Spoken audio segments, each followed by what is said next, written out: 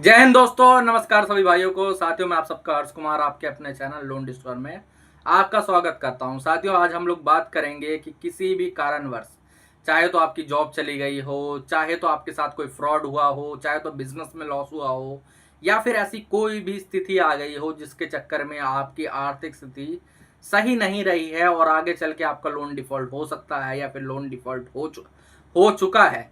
तो अब क्या क्या करना पड़ेगा आपको, कैसे कैसे इन लोन कंपनियों से आपको मतलब एक तरीके से लोन कंपनी को कैसे आपको संभालना है, कैसे आगे चल के आपको अपनी सेटलमेंट करनी है, और क्या क्या ये बैंक आपके साथ कर सकता है। कई भाई लोग डरे रहते हैं ना, जो कि बोलते हैं।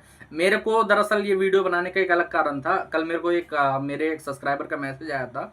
उन्होंने ना मुझे 2-3 तीखे सवाल पूछे। ठीक है, ऐसा आदमियों को पूछना नहीं चाहिए था, लेकिन उन्होंने सीधा पूछा कि सर, मेरा ऐसा ऐसा डिफॉल्ट हो रखा है, क्या मेरे घर पुलिस आ सकती है, क्या मेरे घर ये हो सकता है, क्या वो हो सकता है। अगर मैं मान लो, मैं उन्होंने एक सवाल और पूछा जो कि मेरे को बोलना तो नहीं चाहिए, बट उन्होंने बोला था, इसलिए मैं आपको बता रहा हूँ। ठीक है, कि आदमी की मेंटल स्थिति ये लोग किस तरीके से खराब कर देते हैं रिकवरी वाले। आदमी डर में क्या क्या चीजें सोचने लगता है। उन्होंने मेरे पे छूटते नहीं एक चीज बोली कि सर, अगर मान लो कि मैं कुछ कर लेता हूँ, मैं कहीं चला जाता हूँ या मैं कुछ कर लेता हूँ, आप लोग समझ जाओ कि मैं ऐसा बोल नहीं सकता, कि अगर मैं अपने साथ कुछ कर लेता हूं तो क्या मेरी फैमिली को कोई परेशानी तो नहीं होगी आगे चल के। वो लोग इस लोन से मुक्त हो जाएंगे ना। ऐसा तो मतलब मेरे को वो लोग लोन रिकवरी वाले जो चीज करेंगे वो मेरे साथ ही करेंगे ना। अगर मैं नहीं रहूंगा तो कुछ कर नहीं सकते। अगर मैं ऐसा कुछ कर लेता हूं तो क्या, तो मैंने तो उन्हें समझाया पूरा। आधे आधे पौने घंटे मेरी कॉल चली उनसे। वैसे मैं इतना बात करता नहीं उतनी ज्यादा, बट उनकी स्थिति थोड़ी ज्यादा खराब थी। मैंने उन्हें समझाया, सारी चीजें करी, हमारा जो ग्रुप है उसमें जोड़ा। उनका वो वेस्ट बंगाल से थे, तो वहाँ पर वेस्ट बंगाल में हमारे जितने भी क्लाइंट होते हैं उनके साथ उनको जुड़वाया, सब चीज़ें करवाई। अब जाके वो थोड़ा बहुत उनका माइंड क्लियर है, उनको समझ में आई है सारी चीज़ें, और वही आज मैं आप लोगों को बताऊंगा। देखो साथियों, मैं मानता हूँ कि किसी भी कारणवश, ठीक है, किसी भी कारणवश आपका लोन डिफॉल्ट हो गया, आपकी ऐसी कोई भी वो नहीं थी, आपका मतलब डिसीजन नहीं था कि मैं आगे चल के लोन डिफॉल्ट करूंगा ही। लोन लेते टाइम पे तो आपने सोचा होगा कि हाँ यार, मैं भर दूंगा लोन जैसे तैसे करके, मेरी ईएमआई वगैरह चली जाएंगी, लेकिन हर टाइम एक जैसा नहीं होता। ठीक है, किसी से लॉकडाउन के बाद से बहुत सारे लोगों के लोन डिफॉल्ट हुए हैं। ठीक है, लमसम मान के चलो तो हमारी कंट्री के अंदर 6 करोड़ लोन डिफॉल्टर है। समझ रहे हो, इतना कंबाइन नहीं होता किसी और कंट्री के अंदर, इतने कंबाइन लोन डिफॉल्टर नहीं होते जितने हमारे यहाँ पर है। 6 करोड़ लोन डिफॉल्टर बहुत ज़्यादा होते हैं। ठीक है, तो हमारी सरकारों को भी पता है, हमारे जो न्यायालय हैं उनको भी पता है कि आदमी अगर लोन डिफॉल्ट कर रहा है तो उसकी कोई ना कोई मजबूरी है। तो इसीलिए इंसान के ऊपर इतना ज़्यादा प्रेशर नहीं डाला जाता। आपके ऊपर अगर कोई पर्सनल लोन, कोई क्रेडिट कार्ड वगैरह है, तो उसमें तो आपके साथ वैसे भी बैंक कुछ कर ही नहीं सकता। मैं एक्चुअली सही जवाब दूं तो, ठीक है। अब बैंक करेगा क्या? ज़्यादा बैंक क्या कर लेगा? कॉल कर लेगा आपको। ठीक है, ज़्यादा कॉल चला देगा, दिन में 100 कॉल 200 कॉल चला देगा, इससे ज़्यादा क्या कर लेगा।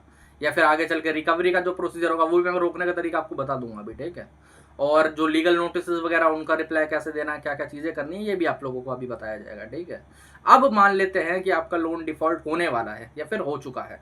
अभी पहला मंथ चल रहा है या फिर दूसरा मंथ चल रहा है। ठीक है, या फिर अगले महीने आप अपनी ईएमआई की किस्त नहीं भर पाओगे, जैसा भी है। ठीक है, तो अब क्या करना चाहिए? तो सबसे पहला एक आंसर जो मैं जवाब देता हूँ एक शब्द में, आप लोगों को प्रायर नोटिस भेजना मैंडेटरी है। क्यों प्रायर नोटिस भेजना मैंडेटरी है? आप लोग बोलोगे कि सर, प्रायर नोटिस से ज़्यादा कुछ तो होता नहीं है। लेकिन प्रायर नोटिस से ना एक चीज़ क्लियर हो जाती है कि आप जो डिफॉल्ट कर रहे हो ना, आपका कोई जेन्युइन रीज़न है, आपके साथ आर्थिक घटना घटी है, कुछ भी, जो भी, मान लो आपका बिजनेस लॉस हुआ होगा, या फिर आपका सैलरी वगैरह रुक गई होगी, आपकी जॉब चली गई होगी, या फिर कोई मेडिकल इमरजेंसी आपके साथ घटी है, कुछ भी हो सकता है। अलग अलग लोग हैं, अलग अलग उनकी घटनाएं हैं। समझ रहे हो, मैं तो ऑल ओवर इंडिया संभालता हूँ, तो ऑल ओवर इंडिया में बहुत सारे लोगों की अलग अलग परेशानियां होती हैं। ठीक है, तो अब ऐसे में आप अपनी प्रॉब्लम वहां पर बैंक को बताते हो, और प्रॉब्लम के साथ साथ आप उनको सोल्यूशन भी देते हो। आप उन्हें सीधा कहते हो कि भाई साहब, अगर आप इतने महीने मेरी किस्त रोक सकते हो तो रोक दीजिए, मैं उसके बाद आगे चल के अपनी ईएमआई भर दूंगा। या फिर आप मेरी ईएमआई आधी कर दीजिए, टेन्योर बढ़ा दीजिए। 2 साल का मेरा लोन है तो 4 साल बढ़ा दीजिए, 4 साल कर दीजिए, और कोई दिक्कत नहीं है। अगर आपकी ईएमआई 10,000 रुपये जा रही होगी, आप उसको 5 करवा दोगे तो 5 तो कोई भर ही देगा, जैसे तैसे करके, है नहीं है।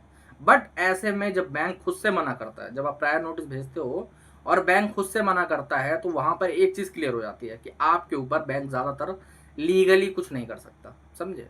अगर वो केस फाइलिंग करने भी जाएंगे ना, तो वहां पर भी आपका प्रायर नोटिस आता है। मान लो आपके ऊपर वेस्ट बंगाल में कोई केस फाइल कर दिया सेक्शन 25 का, या फिर चेक बाउंस अगर चेक दे रखा है आपने, या फिर फॉर्जरी का, कुछ भी मान लेते हैं। ठीक है, तीनों में से अब आप वहां पर जाके सीधे कह सकते हो कि भाई साहब ये रहा मेरा प्रायर नोटिस, मैंने यहाँ पर प्रायर नोटिस बैंक को दे रखा था, ये मेरी लीगल सबमिशन है, ये मैंने पोस्ट से भेजा था, ये मैंने मेल करा था, इस मेल का स्क्रीनशॉट है, मेल की रसीद है, और ये जो स्पीड पोस्ट कर रहा था उसकी रसीद है। सीधी बात है, ठीक है। यहाँ पर मैंने सीधे बैंक को कहा था कि मेरे साथ ये दिक्कत चल रही है, मैं आगे चल के इतने टाइम पे ये मैं भरूंगा, तो बैंक कुछ नहीं कर सकता, वो वहाँ पर केस भी खारिज हो जाते हैं, समझ रहे हो। वहाँ पर भी देख लिया जाता है कि भाई साहब ये कुछ खास परेशानी बैंक बंदे के साथ आई है, तो हम उसके साथ ज़्यादा कुछ करेंगे नहीं, उसको कोई परेशानी नहीं देंगे। अब कुछ लोग क्या करते हैं, वो लोग सीधे ही लोन डिफॉल्ट करते हैं, और जब आगे चल के उनके ऊपर केस होता है तब उन पर पूछा जाता है कि भाई साहब आपने बैंक को कोई इंटीमेशन वगैरह दी थी, बैंक को कुछ बताया था कि यार आप लोन डिफॉल्ट करोगे, या फिर आगे चल के कब भरोगे, या फिर क्या होगा। तो वहाँ पर लोग सीधे कहते हैं कि नहीं मैंने तो कोई इंटीमेशन नहीं दी। तो वहाँ पर क्या होता है, उनका जो बैंक का ऑब्जेक्शन है ना वो स्ट्रांग हो जाता है। बैंक सीधे कह सकता है कि भाई इस बंदे ने फ्रॉड करा जानबूझ के, ये तो करना ही चाहता था फ्रॉड। बेशक आपने 20 में से 19 ईएमआई भरी होंगी, एक ईएमआई डिफॉल्ट होगी, अगर आपने कोई प्रायर नोटिस नहीं दे रखा तो वहां पर सीधे कह सकते हैं वो लोग कि भाई साहब इस बंदे ने जानबूझ के लोन डिफॉल्ट करा है, एक ईएमआई के ऊपर भी, समझे। और दूसरी चीज़ ये भी है, प्रायर नोटिस से क्या होता है ना, हम लोग रिकवरी की चीज़ ऐड कर देते हैं कि जो रिकवरी एजेंट वगैरह परेशान करते हैं, फिर कुछ और होता है, तो उससे आगे चल के आप कंप्लेंट्स वगैरह भी कर सकते हो आराम से, ठीक है। सीधे आरबीआई में कंप्लेंट फाइल कर सकते हो उसके बिहाफ पे, और वो चीज़ सही रहती है, समझे। अब दूसरी चीज़ आपको क्या करनी है, दूसरी चीज़ देखो, कॉल हैंडलिंग एक चीज़ होती है, मैं आप लोगों को बता देना चाहता हूँ। जब आप लोन डिफॉल्ट करोगे, शुरुआत के 1-2 दिन तो आपको कंप्यूटराइज कॉल आएंगे, उसके बाद ये जो दल्लियाँ हैं रिकवरी एजेंट्स, ठीक है, ये आपको फ़ोन करना स्टार्ट कर देंगे। और फ़ोन भी ऐसे नहीं करते कि 1-2-4 कर रहे हो, ये आपको फ़ोन करेंगे लाइन में कि आपको 20-20 कॉल आ रही हैं। कई बार तो ऐसा होता है ना कि आपने एक कॉल उठाया, आपने उनको परेशानी बताई कि सर ऐसा ऐसा हो रखा है मेरे साथ, तो वहाँ से उसी कॉल के ऊपर 10 कॉल और आ जाएंगे, समझे। आप एक कॉल पे बात कर रहे हो ना 5 मिनट, उस 5 मिनट के अंदर आपको कम से कम 10 कॉल आ जाएंगी मिनिमम, समझे। ऐसा क्यों होता है, ऐसा सिंपल कारण ये है कि आपको मेंटली प्रेशराइज करना है, आपको परेशान करना है, समझे। ये लोन रिकवरी वाले ऐसा पैसा अपना कभी ले ही नहीं सकते। इनका सिंपल कारण ये रहता है कि ये लोग कितना कस्टमर को परेशान कर सकते हैं, कितना उनका कस्टमर को और दिक्कत दे सकते हैं, ताकि ज़्यादा से ज़्यादा कस्टमर जल्दी पे करे, समझे। अब लेकिन इसको कैसे झेलना है, मैं आप लोगों को एक चीज़ बता देना चाहता हूँ, किसी भी रिकवरी वाले को अपनी प्रॉब्लम बताने की ज़रूरत नहीं है, सीधी बात है, समझे। किसी भी रिकवरी वाले को अपनी प्रॉब्लम बताने की ज़रूरत नहीं, क्योंकि जो रिकवरी वाले आपको कॉल्स कर रहे हैं ना, ये दरअसल बैंक की तरफ से बाइंडिंग ही नहीं है, समझे। आपके कॉन्ट्रैक्ट में तो लिखा हुआ है, आपने जो बैंक के साथ एग्रीमेंट करा था कि ये जो बैंक वाले आपको फ़ोन कर सकते हैं, लेकिन वो तब कर सकते हैं जब ये लोग 3-4 चीज़ें आपको बैंक से पूछनी होती है, बैंक के रिकवरी वालों से, तब उनसे बात करनी होती है। क्या चीज़ें पूछनी होती हैं, सिंपल है, उससे उसका नाम पूछना है, उससे उसका कहाँ पर क्या है, भाई साहब तुम एजेंसी से हो या फिर अपना सीधे बैंक से बात करो। बैंक से तो कोई होता ही नहीं, एजेंसी से होता है, तो आपको उसके एजेंसी का नाम पता करना है सबसे पहले, ठीक है। और अगर आप चाहो तो आप कॉल पे उससे उसकी एम्प्लॉय आईडी भी पूछ सकते हो। अब उनमें से वो 3 में से 1-2 चीज़ तो बताएगा ही नहीं, तो आप कॉल काटो, खत्म करो कहानी, या तो वो अपने आप काट देगा कि भाई तू इतनी बात बताओ, उसके बाद बात करेंगे। कल को मान लो कॉल पे तूने मुझे गाली दे दी, या फिर तूने मुझे तू तड़क कर दिया, तूने मुझे चोर बोल दिया, तो मैं कहाँ कंप्लेंट करूंगा। ये बैंक वाले तो कह देते हैं कि तो हमारा बंदा था ही नहीं, है ना। तो ऐसे में उसे सीधे कहना है कि भाई एक काम कर, अपना ये 3 चीज़ें बता, उसके बाद ही तेरे से बात करूंगा, क्योंकि तब मैं जानूंगा ना तू बैंक से है, या फिर तुझे बैंक ने ऑथराइज करा मुझसे बात करने के लिए। उसके अलावा बात करने की ज़रूरत नहीं है। लेकिन होता क्या है ना, मैं एक चीज़ और बोलूँगा कि थोड़ा बहुत इनको ट्रीटमेंट देना भी ज़रूरी है रिकवरी वालों को, ठीक है। अगर एक पर्टिकुलर बैंक है, जैसा मान लेते हैं ABCD बैंक है, ठीक है, उस बैंक के रिकवरी एजेंट को 2-3 बार ट्रीटमेंट दे देते हो ना, तो वहाँ पर आपका एक कोड पड़ जाता है कि कस्टमर अब्यूजिंग का, कि कस्टमर अब्यूज़ कर रहा है बहुत ज़्यादा। तो जब कस्टमर अब्यूजिंग का कोड पड़ जाता है ना, तो उस कस्टमर को कॉल्स बहुत कम जाती हैं। जैसे आपको पहले अगर 500 कॉल आ रही थी, तो आपको 150 कॉल्स आती हैं, ठीक है। और कॉल ज़्यादा रोकनी नहीं चाहिए आप लोगों को। कई लोग क्या करते हैं ना, कॉल्स वगैरह बिल्कुल बंद करके बैठ जाते हैं। तो ऐसे में क्या होता है ना यार, अगर आप कॉल बिल्कुल बंद करके बैठे हो तो एक दिक्कत क्या आती है आप लोगों के सामने कि आपकी विजिट थोड़ी बढ़ जाती है। तो मैं आप लोगों को कहूँगा 100 में से 1-2 कॉल तो उठा ही लो कम से कम, ठीक है। तो उसमें बात कर सकते हो आप लोग, वहाँ पर सीधे बता सकते हो कि पेमेंट वगैरह नहीं होगी, सेटलमेंट करेंगे आगे चल के, ठीक है। मैंने आपके बैंक को अपना प्रायर नोटिस भेज दिया, आप लोग अब और मुझसे बात करने की ज़रूरत नहीं है, ठीक है। आप लोग एक चीज़ और कर सकते हो, अगर आप पे नहीं संभाला जाता, आप लोगों को बात नहीं करी जाती है, तो आप कॉल फॉरवर्डिंग की सर्विस ले सकते हो किसी की भी, ठीक है, चाहे हमारी ले लो या किसी और की ले लो, समझे। इस तरीके से, क्योंकि अगर कॉल्स वगैरह उठते रहेंगे तो आपकी विजिट बहुत कम हो जाएगी, समझे। अब मेन दूसरी चीज़ पे आ जाते हैं कि भाई आपके घर पे जो विजिट्स वगैरह होती है उनको रोकने का क्या तरीका होता है। तो पहली बात तो विजिट से डरने की बिल्कुल भी ज़रूरत नहीं है। क्यों डरने की ज़रूरत नहीं है, आप लोगों को ये समझना है कि जो बैंक से बंदा आ रहा है, बैंक से तो आ ही नहीं रहा, पहली बात आपको आ रहा है रिकवरी एजेंट से कोई ना कोई, ठीक है। और जो वैसे आ रहा है उसे एक डिलीवरी बॉय की तरह समझ के चलो, समझे। जो पर्टिकुलर कंपनी है ना, अमेजोन, फ्लिपकार्ट वगैरह, उनसे डिलीवरी वाले आते हैं, उनकी तरह समझो उसको, और कोई दिक्कत वाली बात नहीं है। उस पर सीधे कहो कि भाई पेमेंट वगैरह हो नहीं पाएगी, ऐसी बात रही, खत्म कहानी, ठीक है। अगर प्रेशराइज करता है तो भाई सीधे उसे बोलो कि ला अपना आईडी कार्ड दिखा, ऑथराइजेशन लेटर दिखा और डीआरए का सर्टिफिकेट दिखा। और मैं एक चीज़ बोलूँगा, अपनी जेब से अपना ब्रह्मास्त्र निकाल के वीडियो रिकॉर्डिंग ऑन करके बात करो। कई लोग क्या करते हैं, एक गलती है कि वीडियो बनाना स्टार्ट करा, 1 सेकंड या फिर 10-5 सेकंड के अंदर वीडियो बंद कर लिया उसका चेहरा दिखा के। मेरे भाई जब तक वो जाता नहीं है तब तक उसके सर पे चढ़े रहो, समझे, कि तू मुझे ये चीज़ें दिखाएगा उसके बाद तेरे से बात करूंगा, वरना नहीं करूंगा, निकल यहाँ से चल। वो अपने आप ही, मैं गारंटी दे रहा हूँ, 5-6 मिनट के बाद अपने आप ही भाग जाएगा। और बताओ, ऐसा कोई भी अब तक मायका लाल पैदा नहीं हुआ जो कि वीडियो में तुमसे कोई बदतमीजी कर पाया, ठीक है। अगर कर भी देता है तो अगर मान लो कर भी देता है कोई रिकवरी वाला, तुम्हें बोल भी देता है कुछ, ठीक है, वीडियो रिकॉर्डिंग पे, तुम्हारे पास प्रूफ है, तुम उसको नौकरी से निकलवा सकते हो, नंगा करवा सकते हो साले को। और बताओ, समझे। ये लोग हाथ जोड़ते फिरते हैं, बाद में मैंने कितनी एजेंसीज की मैंने कंप्लेंट करी है, कम से कम उनके टीएल से लेके उनके जो रिकवरी एजेंट्स आए थे वो तक हाथ जोड़ रहे थे कि भाई साहब हमें नौकरी से मत निकलवाओ। क्यों? क्योंकि जब आगे चल के आप आरबीआई में और बैंक को कंप्लेंट करते हो ना, वहां पर वो लोग कुछ नहीं करते।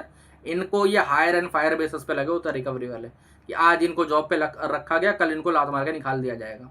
वहां पर नहीं सोचा जाता कि भाई यार इस रिकवरी वाले को हम लोग एक काम करते हैं, दूसरा चांस दे के देखते हैं, फिर कुछ और करते हैं। वहां सीधे निकाले जाते हैं। क्यों निकाले जाते हैं? क्योंकि आगे जवाब देना पड़ता है, ऊपर नहीं देंगे जवाब, सोशल मीडिया पे बेइज्जती होगी, हर जगह बेइज्जती होगी, समझे।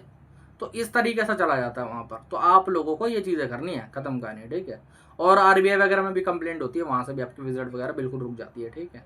आप चाहो तो विजिट होने से पहले भी अपनी विजिट रोक सकते हो, ठीक है। वो पूरा प्रोसीजर अलग है, वो चाहो तो मुझसे पूछ सकते हो, ऊपर मेरा नंबर आ रहा है व्हाट्सएप पर, ठीक है। अब आ जाते हैं लीगल नोटिस पे। तो लीगल नोटिस का क्या है, देखो अगर आपने प्रायर नोटिस वगैरह दे रखा है ना, तो आपको मैं एक चीज बता देना चाहता हूँ, आपको लीगल नोटिस बहुत कम आएंगे, ठीक है। जहां पर दूसरे व्यक्ति को 10 नोटिस आ रहे हैं 10 लोन के अंदर, तो आपको आ सकते हैं 2-3।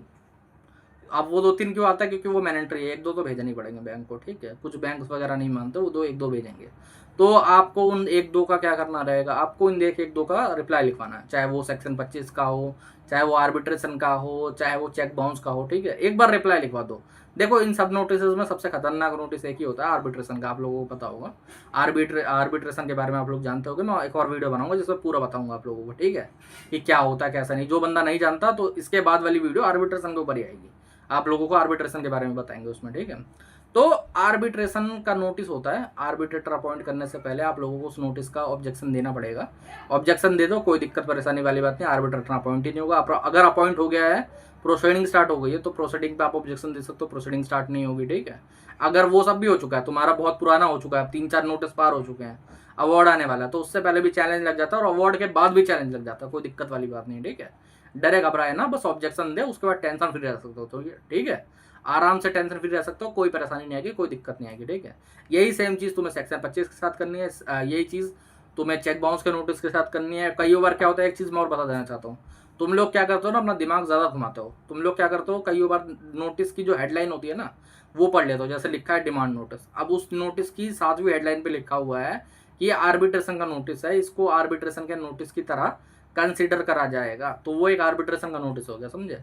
तो आप लोगों को नोटिस एक बार चेक करवा लेना है, उसका रिप्लाई ना देना ना देना बंदा बताएगा, जो भी हो। चाहे आप मेरे से चेक करवाओ, किसी और से चेक करवाओ, जिससे भी करवा रहे हो, उसे आना चाहिए, उसको समझ में आना चाहिए नोटिस कैसा होता है कैसा नहीं। अपने जैसे अपने एरिया के फ़ोन वाले दुकान वाले भैया से चेक मत करवाना, समझे। ये सब चीज़ें हो गई, नोटिस का रिप्लाई दे दिया, कोई दिक्कत परेशानी नहीं है आपके ऊपर। मैं बता देना चाहता हूँ, केस नहीं होगा 99%, ठीक है। अगर मान लो एक आधा चांस, जो कि 100 में से एक आधा बंदा निकल आता है, आप पे अगर केस फाइल भी हो गया, तो मेरे भाई सेम डे बेलेबल ऑफेंस है, कोई दिक्कत परेशानी नहीं होती, कोई प्रॉब्लम नहीं आती इसके अंदर, ठीक है। आप एक बार बेल ले लो, उसके बाद फिर आपका केस चलता रहेगा, आगे चल के सेटलमेंट हो जाएगी। पर्सनल लोन है, क्रेडिट कार्ड है, कोई भी अनसिक्योर लोन है, आराम से इसकी सेटलमेंट 10 से 20% के अंदर हो जाती है, और कुछ कुछ केसेस में 10% के अंदर भी हो जाती है। और बोलो, समझे। तो डरे घबराए ना, टेंशन फ्री रहे, आराम से रहें, ठीक है। ये सोच लेना कि मैं कुछ कर लेता हूँ या फिर कुछ हो जाता है, ये सब सोच के मेरे भाई तुम अपनी फैमिली को परेशानी करोगे, और कुछ नहीं, समझे। ये सब सोच के अपनी फैमिली को परेशानी करोगे, उनको दिक्कत ही दोगे, और कुछ नहीं होगा। तो इसीलिए टेंशन फ्री रहो, आगे चल के संभालना तुम्हें ही है। तो इसीलिए सारी चीज़ें सीखो, कैसे क्या करना है, क्या चीज़ें होती हैं। हम पे पूछो, किसी और पे पूछो, किसी के पास भी जा सकते हो, कोई दिक्कत नहीं है।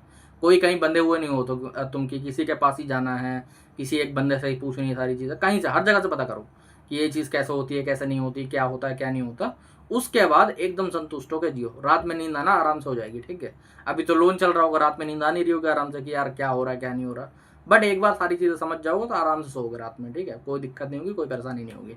तो आज का वीडियो यही था, इसी के ऊपर सारी चीज़ें थी। कोई और डाउट हो कमेंट सेक्शन में पूछ सकते हो। अगर हमसे जुड़ना चाहते हो, हमारी कॉल फॉरवर्डिंग या कुछ और लेना चाहते हो, नोटिस का रिप्लाई लिखवाना चाहते हो, ऊपर नंबर आ रहा है, व्हाट्सएप पर मैसेज कर देना, ठीक है। तो दोस्तों आज के वीडियो में इतना ही। जय हिंद।